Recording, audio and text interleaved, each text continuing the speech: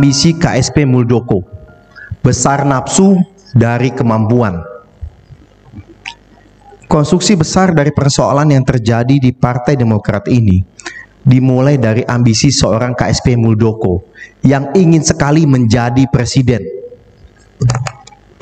KSP Muldoko adalah seorang petualang politik sejak beliau melakukan operasi Sajadah ketika menjadi Pangdam 3 Siliwangi, lalu dimasukkan kotak menjadi Wagub Lemhanas. Sedangkan ambisi menjadi presiden ini pertama kali muncul pada tahun 2014. Ada seorang pengusaha nasional yang menghadap Presiden SBY dan meminta restu Pak SBY agar Partai Demokrat mengusung Muldoko sebagai calon presiden pada tahun 2014. Padahal KSP Muldoko saat itu masih perwira aktif dan baru saja diangkat menjadi Panglima TNI.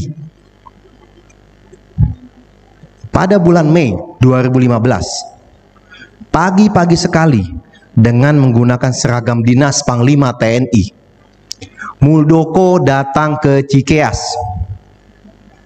Hari itu Pak SBY akan berangkat ke Surabaya untuk melakukan Kongres Partai Demokrat.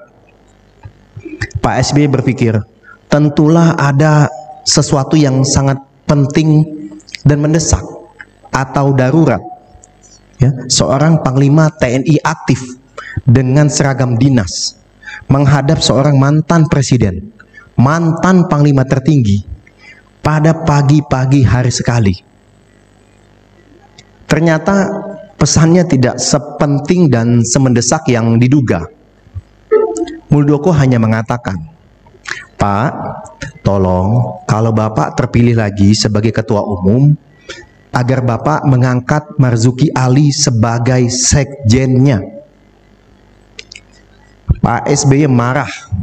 Beliau marah bukan saja karena Muldoko adalah Panglima TNI aktif yang telah melanggar konstitusi dan undang-undang dalam melakukan politik praktis dan intervensi, tetapi beliau juga marah karena salah satu penggagas dan pelaksana reformasi TNI, Bapak SBY, tidak rela TNI dikotori oleh ambisi pribadi yang ingin berkuasa dengan cara-cara yang melanggar aturan dan hukum.